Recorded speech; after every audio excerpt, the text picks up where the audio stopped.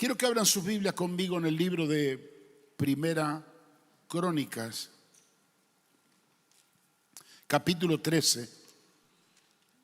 Primera Crónicas 13.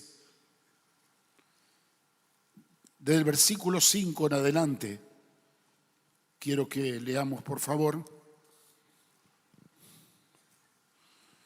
En esta ocasión, David había sido ungido rey, y cuando David fue ungido rey, se levantaron todos sus enemigos, casi como una actitud estratégica para meter miedo y de alguna manera poder conquistarlo, porque así hacían los reyes y los ejércitos de antaño. Inmediatamente él sale sin amedrentarse en contra de sus enemigos, claro, guiado por Dios y dirigido por el Señor, como lo reza la Escritura, porque él le consultaba al Señor siempre y Dios le dio una gran victoria. Estaba llevando el reinado muy bien, muy bendecido, muy prosperado. Estaba, de alguna manera, todos sus objetivos estaban siendo cumplidos. Pero de repente comienza dentro de él una carga muy grande, y es el hecho de saber que el arca del pacto, el arca de Jehová, que era el símbolo de la presencia de Dios, había quedado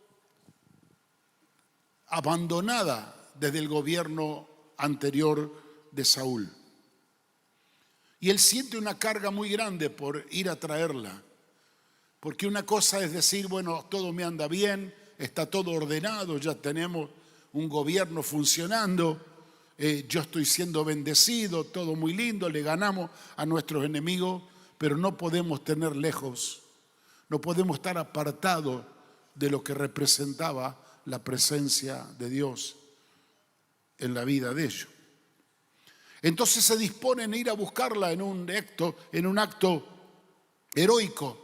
Y dice el versículo 5, que entonces David reunió a todo Israel desde Silo de Egipto hasta la entrada de Gamat para que trajesen el arca de Dios que había quedado en Kiriat Jearim.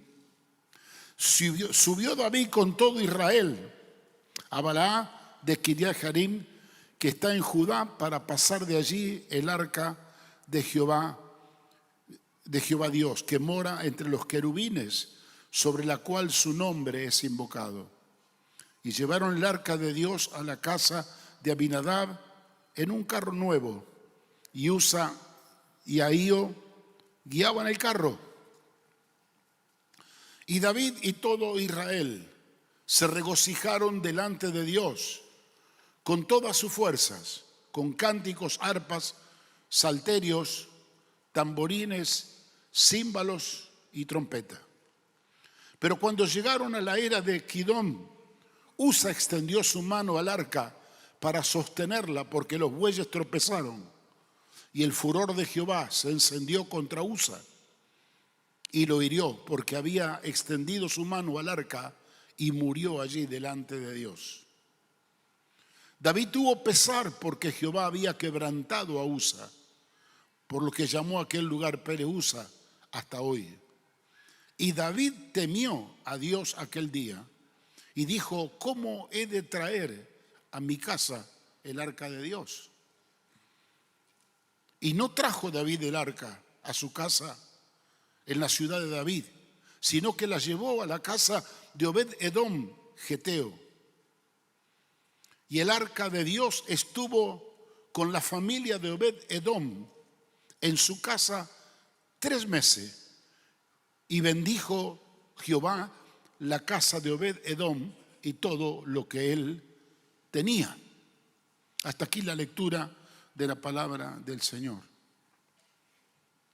Ahora, es interesante esta historia porque la primera cosa que a mí me llama la atención es resaltar la actitud de David.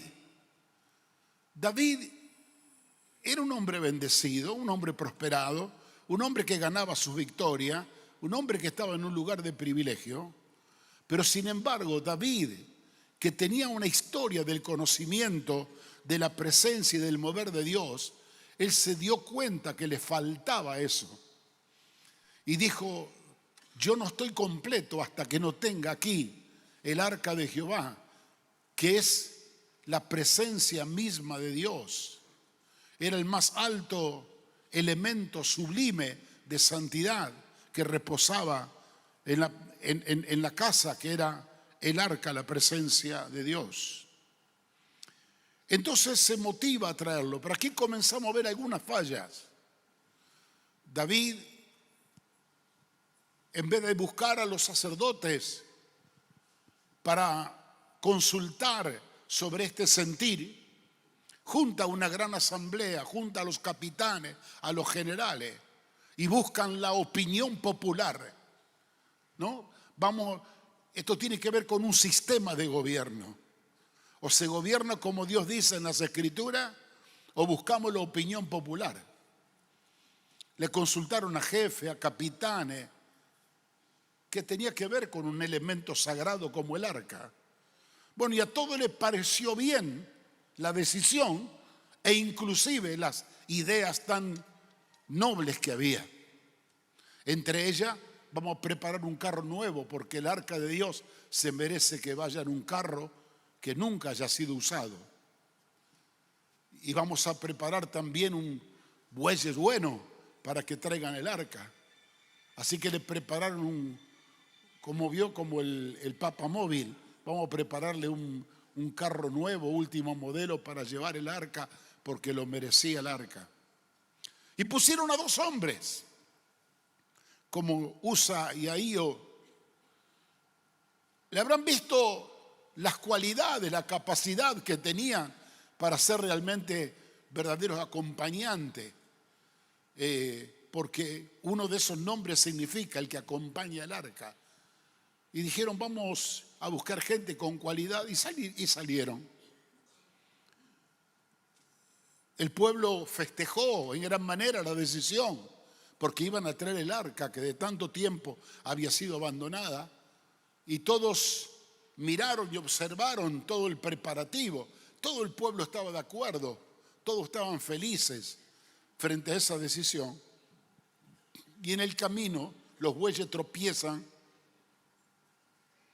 y el arca se estaba cayendo, y en otra buena actitud de Usa, no queriendo que el arca sea lastimada, quebrada o rota, extiende la mano para cubrirla, y cuando toca el arca, Usa queda fulminado por Dios. Y esto conmovió tan grandemente a David que dice que le dolió tanto, le agarró tanto pesar, que tuvo temor de lo que estaba pasando, que agarró y dejó el arca, cambió los planes, dijo, lo vamos a llevar a la casa de Obed-Edom, lo vamos a dejar aquí. Yo no me animo a continuar con este programa. Y todo lo que era un motivo de gozo y de alegría se transformó en pesar. Porque dice que cuando ellos traían el arca y venían en el carruaje de los bueyes, venía David y venía toda la gente y el pueblo, todos cantando con instrumentos musicales y alabando a Dios. Esa alegría se transformó en tristeza y angustia cuando el juicio de Dios cayó y murió Usa. ¿Qué estaba fallando ahí? ¿Cómo puede ser que de la noche a la mañana el gozo y la alegría se transformen en tristeza? ¿Cómo puede ser que algo tan bueno, tan loable y tan honorable que era traer el arca de Dios se producen estos tipos de percances que traen tremenda aflicción al pueblo? No estaba haciendo una cosa alocada David que se le había ocurrido a él. Él trajo un consenso a través del pueblo y de los dirigentes principales, pero toda esa sumatoria de cosas buenas no tenían nada que ver con la palabra de Dios. Y David y el pueblo tenían que aprender definitivamente que el que rige las leyes, el que dictamina el que da las órdenes y el que decide lo que hay que hacer es Dios, y nosotros solo tenemos que obedecerle. Este quebranto y este dolor le hizo reflexionar por 3 meses a David, mientras todavía masticaba el dolor y la angustia y la tristeza de todo lo que había pasado. Hasta que se entera después de los 3 meses que la casa de Obed-Edom, a causa del arca, estaba siendo bendecida. Él, toda su familia y todo lo que él tenía. Y toma la determinación de reiniciar una nueva repatriación del arca. Pero ¿por qué el arca bendecía a la casa de Obed-Edom? ¿Y por qué trajo tanto conflicto en este viaje o en esta búsqueda o en esta actitud de que él tenía la buena intención de traer el arca y la presencia de Dios aquí a su casa? La primera cosa, como dije hace un momento, que yo miraría como un error antes de mirar lo otro positivo que pasó en la vida de David, que él, en vez de buscar a los verdaderos artífices del trabajo espiritual, que eran los sacerdotes y levitas, él busca consenso en asamblea de los líderes, de los capitanes, y dice que les pareció bien a todos. Hay consensos políticos, hay cuestiones que le parece bien a todos, que nacen de buenas ideas muy bien intencionadas, pero que no están de acuerdo a la palabra de Dios. Dios no es un Dios de mayoría. Dios no es un Dios que busca consenso a ver si todos están de acuerdo. Dios es el Dios el cual dictamina, manifiesta su voluntad, y nosotros solo decimos amén y tenemos que obedecer. Fíjese que cuando fueron los 2 espías a observar la tierra, hubiera sido por mayoría, se hubieran vuelto todos. Solo 2 quedaron en minoría a pelear lo que Dios había dicho, que vayan y tomen la tierra, y ellos 2 en minoría se determinaron a seguir adelante, y los otros 10 estaban equivocados, porque Dios no se rige por mayoría, ni por opiniones de consenso. Dios se rige por la palabra. Y la palabra en este momento, la Sagrada Escritura, en ese momento, estaba manifestada, interpretada, dirigida por sacerdote y por levita. Aunque a ellos le pareció bien, y aunque al rey le pareció bien, no estaba de acuerdo a la palabra. Entonces yo aprendí a través de esta lectura de la palabra que no todo lo que nos parece bien es lo correcto. No todo lo que están de acuerdo en la mayoría es lo correcto. Todo tenemos que verificarlo a la luz de la palabra de Dios y a ver si estamos alineados a lo que Dios dice. ¿Entendido, hermano?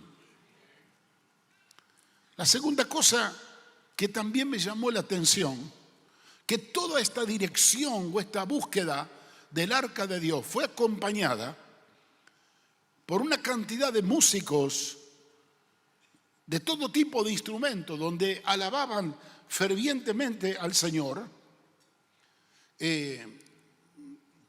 Dice que cantaban delante del Señor con toda su fuerza, arpas, salterios, címbalos, trompeta, y de ese modo alababan a Dios.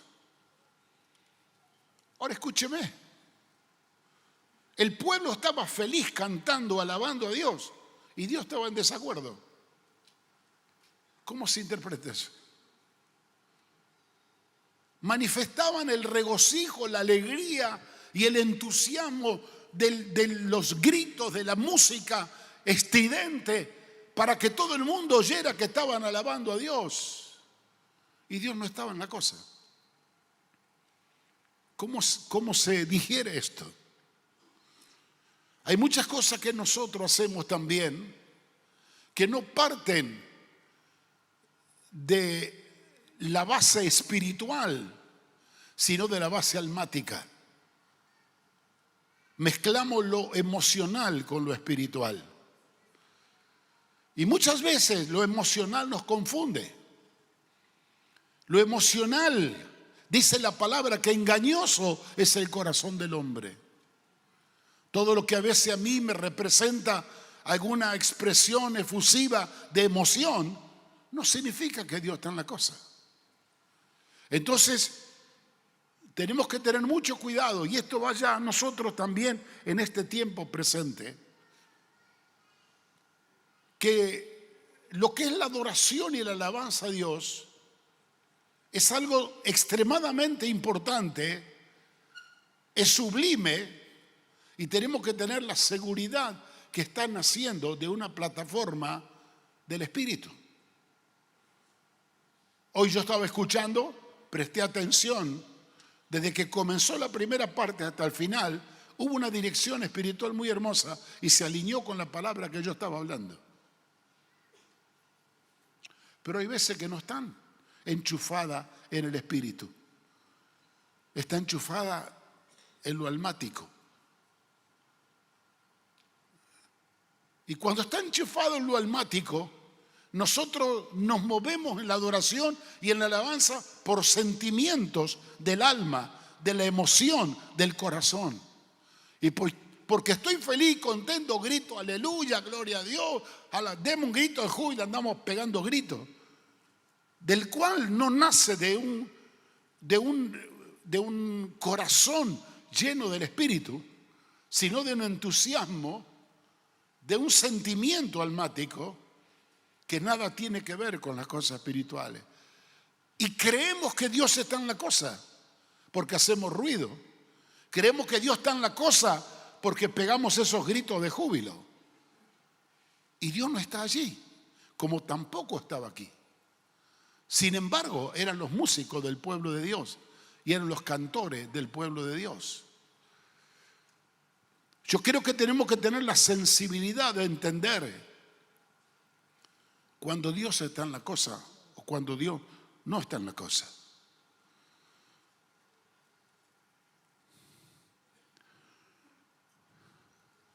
Ahora, fíjese usted, ¿por qué cae Usa? Evidentemente, Usa cae cuando toca el arca porque él no era del grupo de los sacerdotes o levitas que tenía que estar llevando el arca. Cuando nosotros tomamos la libertad de permitir que toquen lo santo y lo sagrado la gente que no son llamada por Dios, constituido, apartado, santificado y limpiado al propósito, vamos a hacer lío y vamos a tener problemas. Hay enorme cantidad de historias en la Biblia que el pueblo perdió el lineamiento de Dios y terminaron en la carne y con sentimientos almáticos gobernando el pueblo, al punto que en la casa de Dios, que era casa apartada y consagrada al Señor, como en los días de Nehemías, tenían a enemigos viviendo dentro del pueblo. Tenían enemigos que dirigían las cosas sagradas de Dios y no se daban cuenta. Cuando gobierna lo almático, lo inteligente, cuando gobierna el consenso, cuando gobierna la mayoría, es un gobierno humano y no espiritual y celestial. A veces nosotros también nos tragamos cada cosa, que por eso luego tenemos problemas. Hay gente que no son del Espíritu, gente que no tienen experiencia con Dios, gente que no conocen la palabra y están tocando lo santo y lo sagrado de Dios. Y eso trae muerte. Y no específicamente una muerte física, va trayendo una muerte espiritual, porque lo que Dios no aprueba, lo que Dios no avala, termina transmitiéndose en muerte.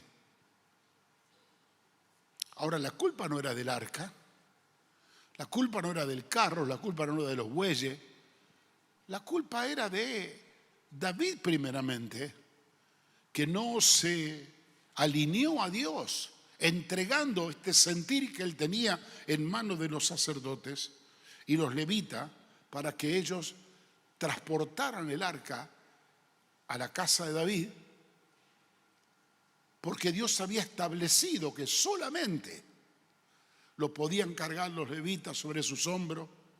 No había ningún carruaje, ningún carro nuevo, ningún buey, sino los hombros de los sacerdotes eran donde se llevaba el arca.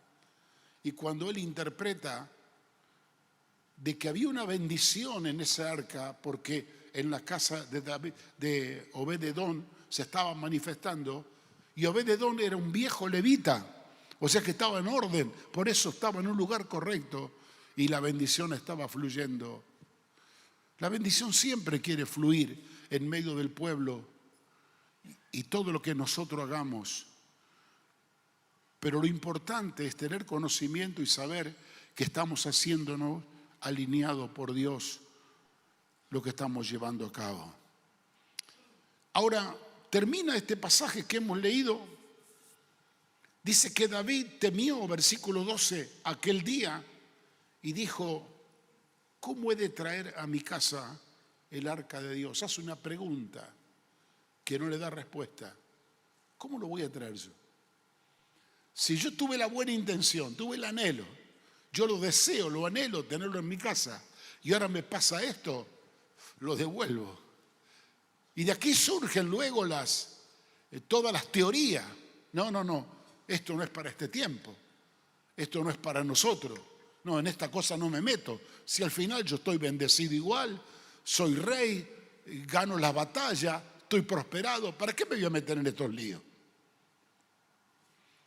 Pero resulta que en el silencio el arca de Dios estaba trayendo bendición sobrenatural a la vida de la casa de Obed-edom, y aquí se empezó a rascar la cabeza un poquito. David dijo: acá algo anda mal, porque a nosotros nos falla, a nosotros nos anda mal, pero en la casa de Obed-edom funciona. Entonces acá hay algo que a mí se me escapó, y lo que ha causado pérdida y muerte para nosotros está trayendo bendición para otros. Así que él vuelve ahora a consultar lo que tendría que haber hecho al principio.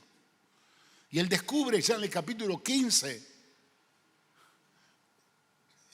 que cuando vuelve a intentar otra vez traer el arca, dice el verso 2 del capítulo 15: entonces dijo David: el arca de Dios no debe ser llevada sino por los levitas, porque a ellos ha elegido Jehová para que la lleven el arca de Jehová y le sirvan perpetuamente.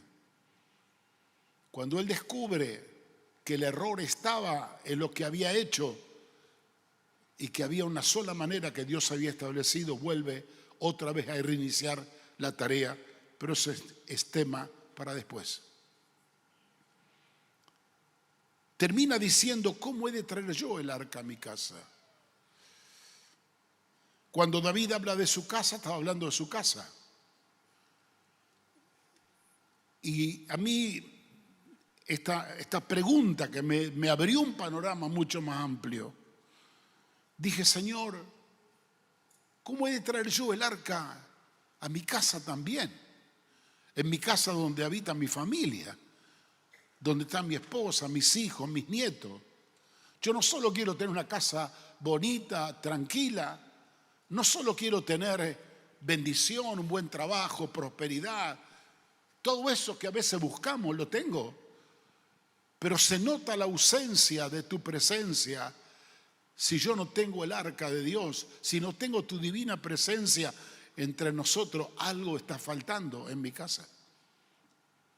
Eso no se ve a ojos vista, ni se observa con ojos naturales, ni se percibe con olfato natural.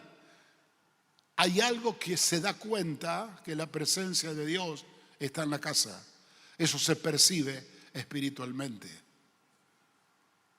Y a veces lo otro sin la presencia puede ser engañoso y decimos: no, acá está Dios, porque acá vemos bendición por todos lados.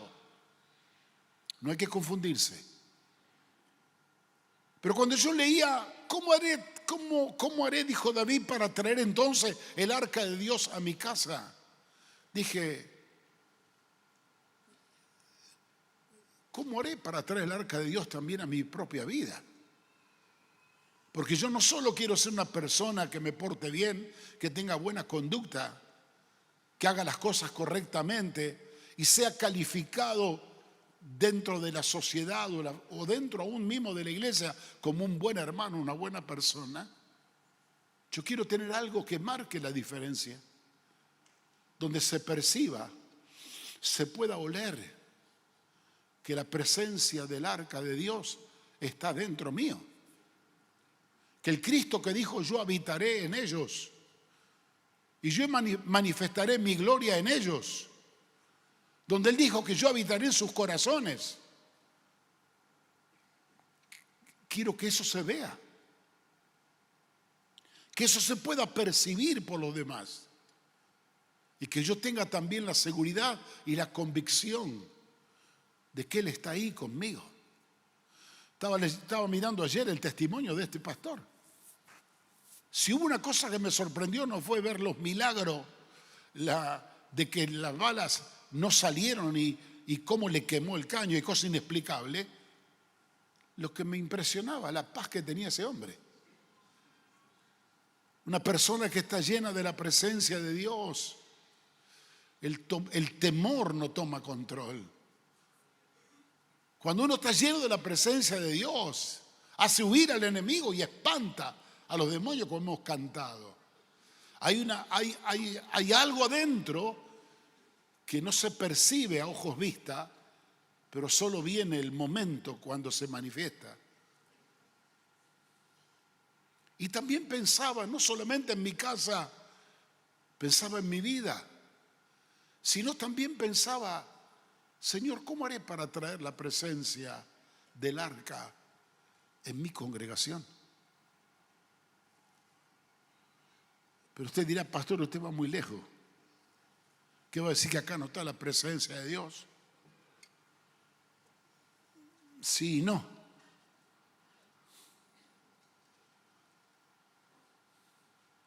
Me estaba acordando mientras meditaba anoche y ayer en esta palabra, cuando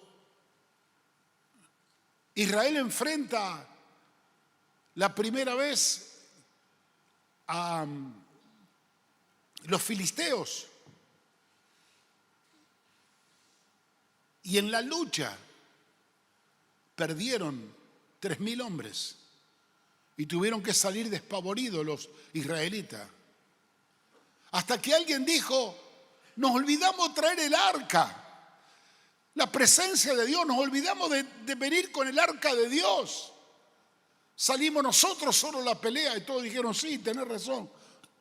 Y uno de los ancianos dijo, vayamos a buscar el arca, así está con nosotros y nos libra de nuestros enemigos. Lo fueron a buscar el arca como un amuleto para que le ayude y lo libre, como San Roque, como San Antonio, que lo ayude. Y Dios no es un elemento de ayuda. Dios es Dios en todas las cosas. Pareciera cada vez que oramos que lo buscamos a Él para que Él nos bendiga, nos ayude, nos proteja, pero fuera de eso no hay relación con Él. Y dijo Dios, ajá, sí que me vienen a buscar a mí para que los ayude. Ahí voy con ellos. Se sentó y se cruzó de brazos. Salieron a la guerra y no perdieron 3.000, perdieron 30.000. Porque Dios estaba allí, pero no solo que no estaba haciendo nada, sino que le jugaba en contra. ¿Te acuerdas cuando Dios le dio la palabra al profeta Ageo? Y dijo, cada uno corre a su propia casa y mi casa está vacía. En otras palabras, no prestan interés a las cosas mías. Si ustedes corren detrás de su interés, bueno, por eso se detuvo la lluvia. Y no solamente se detuvo la lluvia, por eso no produjo el grano, por eso el vino no dio su fruto. Y no solamente eso, dijo Dios, yo me puse en contra para que todo lo que ustedes juntan yo se los barra. Porque Dios no solamente que, por más que lo nombremos, no se asocia en la cosa, se te pone en contra. sí a su pueblo, se puso en contra. Porque tenemos que aprender definitivamente quién es Dios y por qué queremos a Dios. Lo hemos denigrado tanto al pobre nombre de Dios que hoy lo colgamos como una cadenita o como algunos religiosos lo tienen una crucecita y creemos que eso es todo. Que Dios es algo que le echamos mano cuando lo necesitamos. Y la presencia de Dios tiene que respirarse en todas las áreas. Y cuando sí hablo de mi vida, hablo de mi casa, hablo de la congregación. La presencia de Dios no solamente tiene que estar aquí cuando Sandra canta, ni cuando viene un predicador ungido o un profeta. La presencia de Dios se tiene que manifestar desde la calle donde está el portero, que cuando viene al ámbito de la comunidad le tiene que pasar como al ladroncito esto que le quema la mano cuando saluda al portero. Algo se tiene que manifestar. En cada rincón, cuando saludan a los ujieres, que algunos tienen que pasar por terapia primero. Tiene una cara de malo que se le asustan, se pasan por otro lado. La presencia de Dios se tiene que manifestar en todos los aspectos. En el abrazo, en el beso, en el saludo. Hasta los anuncios tendría que hacernos dar ganas de gritar, aleluya, gloria a Dios. Y no que sea tan pesado como son. ¿Entiende lo que le digo, hermano? ¿Cuánto desearíamos tener el arca de Dios en todos los ámbitos donde nosotros nos movemos?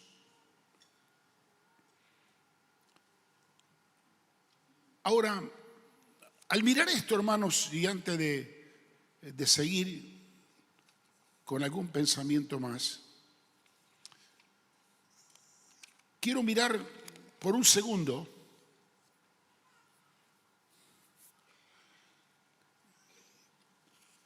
¿por qué el arca de Dios era tan importante en el simbolismo del Antiguo Testamento?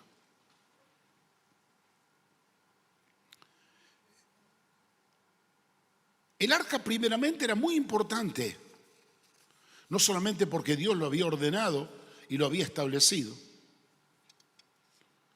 El arca era un mueble para los más nuevos.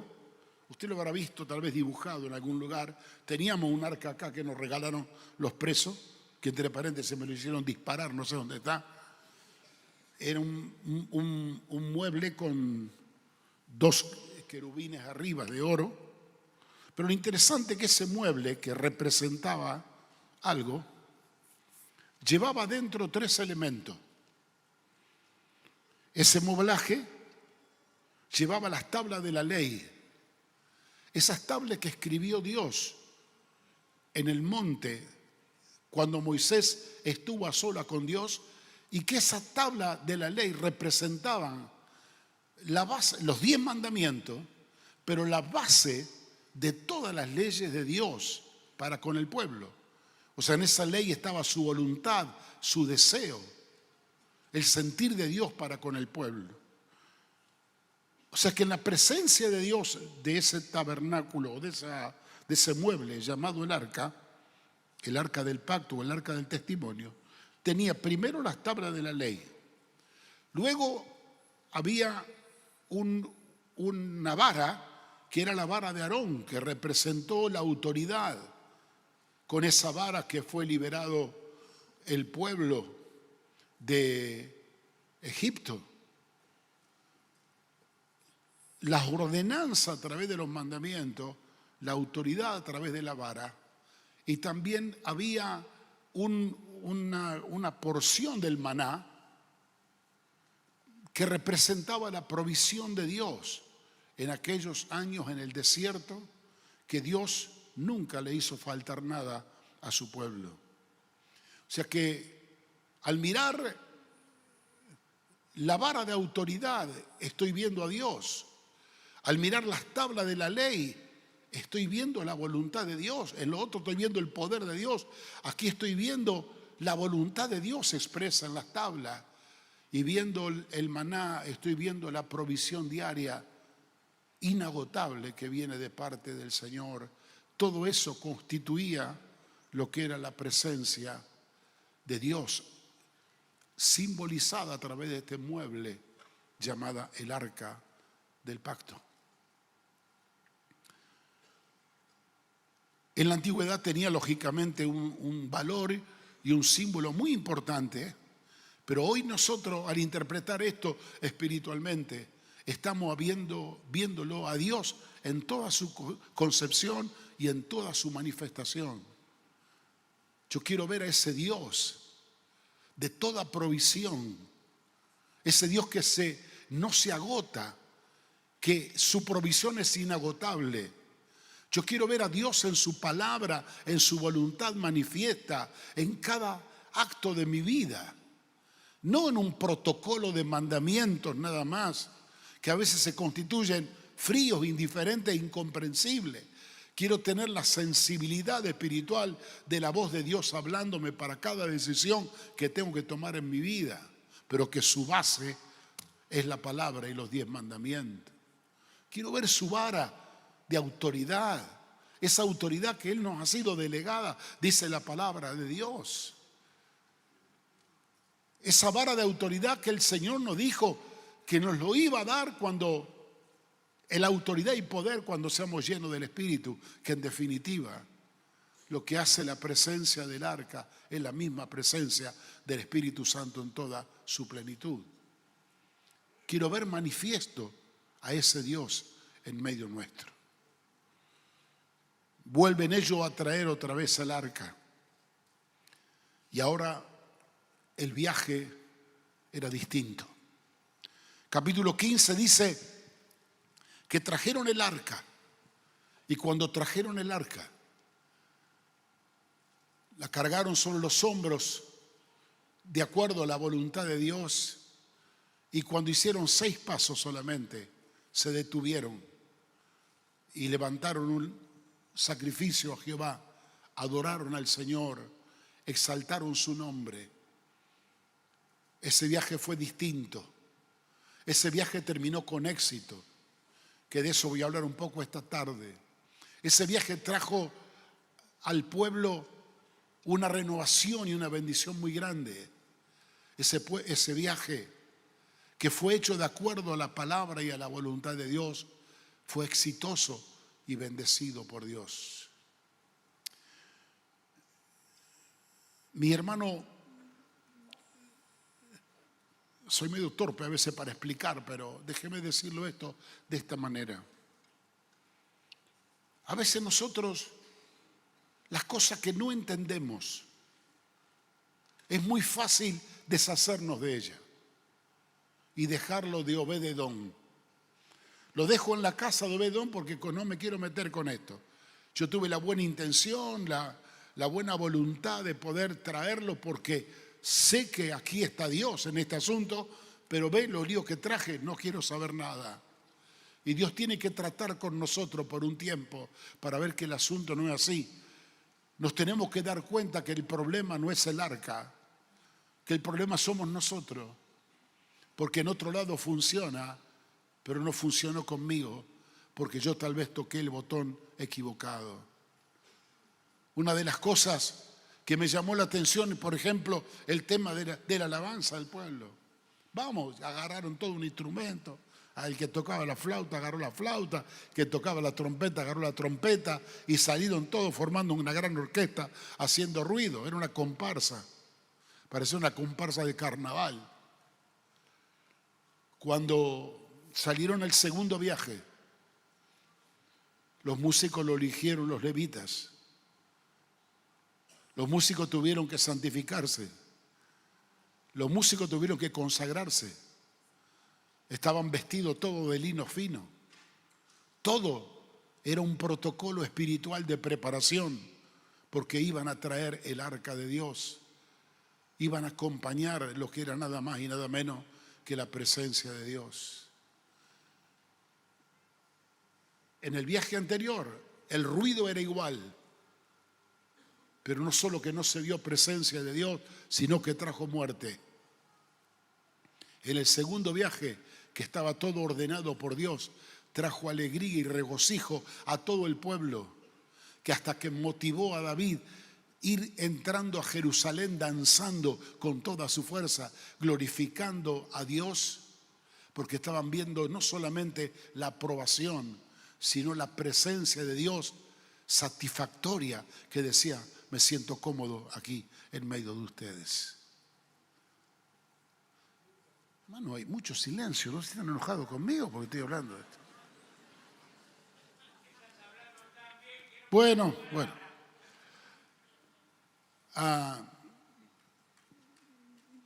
Quiero cerrar con esto antes de orar. Me encantó David en su primera intencionalidad, que él dijo, no me conformo con todo lo que tengo. No quiero decir ya, Señor, me has bendecido tanto que no necesito más nada. Ese espíritu conformista, que a veces confundimos el estar agradecido a Dios por todo, en decir estoy satisfecho con Dios. Nunca estamos satisfechos, siempre queremos más y necesitamos más. Esta caldera se alimenta con el fuego del Espíritu. No se alimenta con otras cosas. Con las otras cosas se calma. Se calman las tensiones, se calman las emociones. Son muy momentáneas. Son pequeñas garrafitas que nos ayudan a sentirnos bien. Pero el fuego del Espíritu es lo que alimenta todo nuestro ser, bajo toda circunstancia y bajo cualquier adversidad.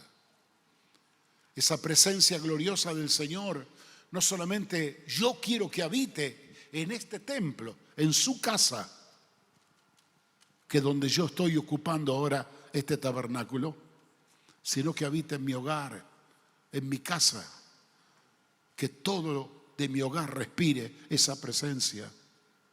Y esa misma gloria que se mueve en mi vida o en mi casa, yo la pueda traer aquí. Y cuando todo lo traemos aquí, se constituye esta masa de gloria que la componemos todos nosotros que somos portadores de esa gloria. Por eso que decía recién que me gustó la actitud de David de no ser conformista, desear con desesperación, traer el arca, porque hasta que el arca no esté en casa, yo no voy a estar completo. Hasta que no tenga el arca bajo mi gobierno como rey, mi reinado o mi nación no estará completa. Yo la quiero tener aquí, toda la presencia del Señor. No quiero que sea como un cuadro, como un elemento que está colgado o como un instrumento que yo echo mano cuando lo necesito. Quiero que la presencia de Él sea de una manera notoria permanentemente. Y yo pensaba, ¿cómo se notaba esa presencia de Dios cuando el arca se estableció allí en Jerusalén? Dentro del programa de los levitas, organizaron de tal manera que no paraban durante las 24 horas del día de adorar y alabar al Señor. En todo instante, en todo momento, de noche y de día, se sentía el susurrar de la alabanza y de la adoración al Rey de la Gloria, diciendo: Dios está vivo todo el tiempo y mientras Él está allí, yo tengo que alabarle y adorarle. Siempre de ese lugar se levantaban a través de sus representantes, los levitas, una atmósfera de adoración, de alabanza al Rey de la Gloria.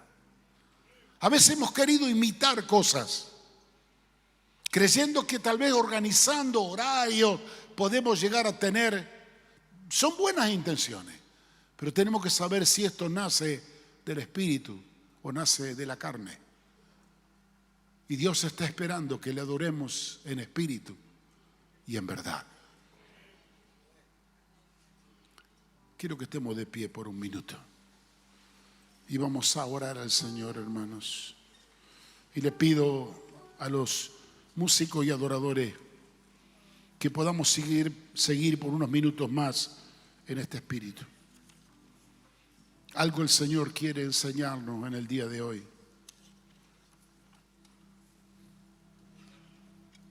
Que tenemos que aprender a ser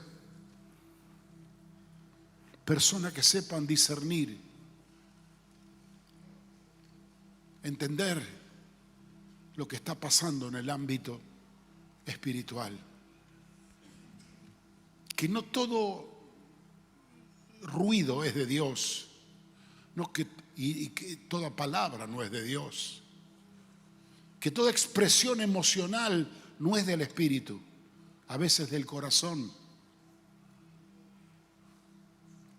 Que tengamos la sensibilidad de poder responder a Dios. No sea que nos acostumbremos a todo eso y seamos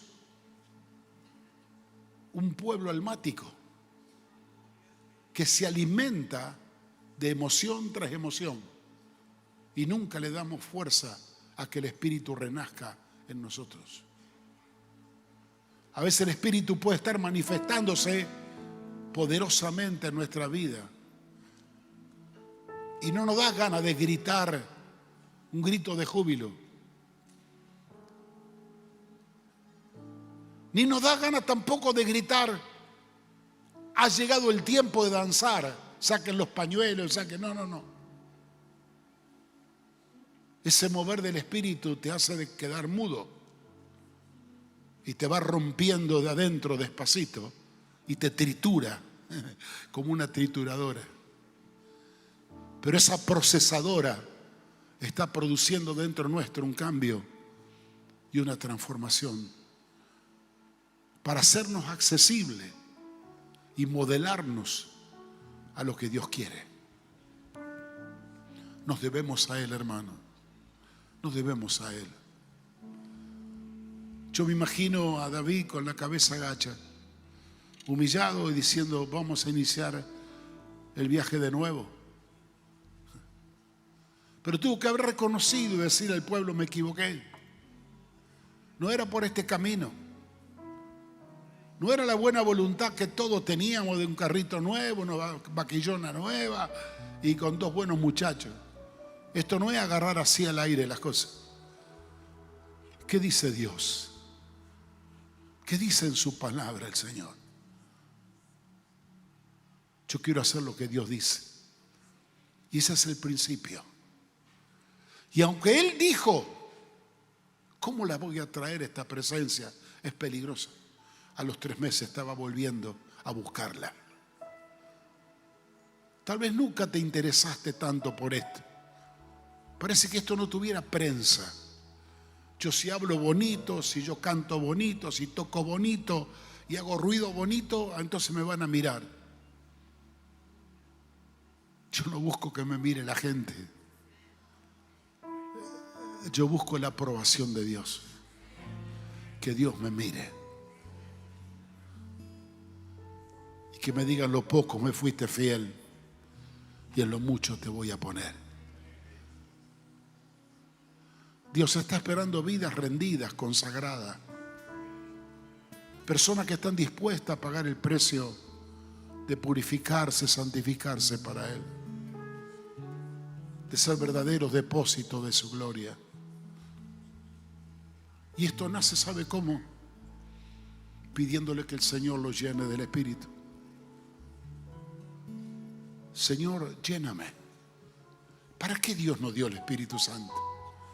¿Para pegar 4 gritos en lengua? No. Dios nos ha dado el Espíritu Santo poderoso. Y vas a recibir poder cuando haya venido sobre vosotros mi Espíritu, para ser testigos. No, pero no lo quiero, dicen algunos. Esto para otra época. Para vosotros es la promesa. Para vuestros hijos, para vuestra descendencia. Y para cuanto el Señor vuestro Dios llamare, para todos es. Todos tenemos el privilegio de recibir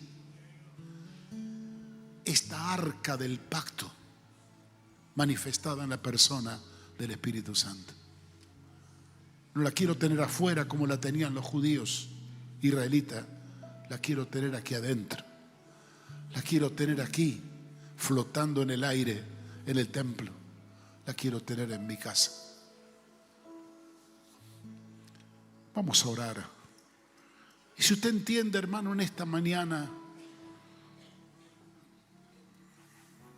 usted entiende que necesita realmente esta presencia de Dios en su vida, o la necesita en su casa, en su ministerio, en lo que está haciendo, porque tal vez está como aquel muchacho de la escuela de los profetas, golpeando con un palo y el hacha se le cayó y no se dio cuenta. Está luchando con su fuerza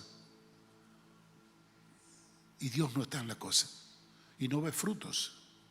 Esta mañana acerquémonos confiadamente al trono de la gracia de Dios para recibir el oportuno socorro.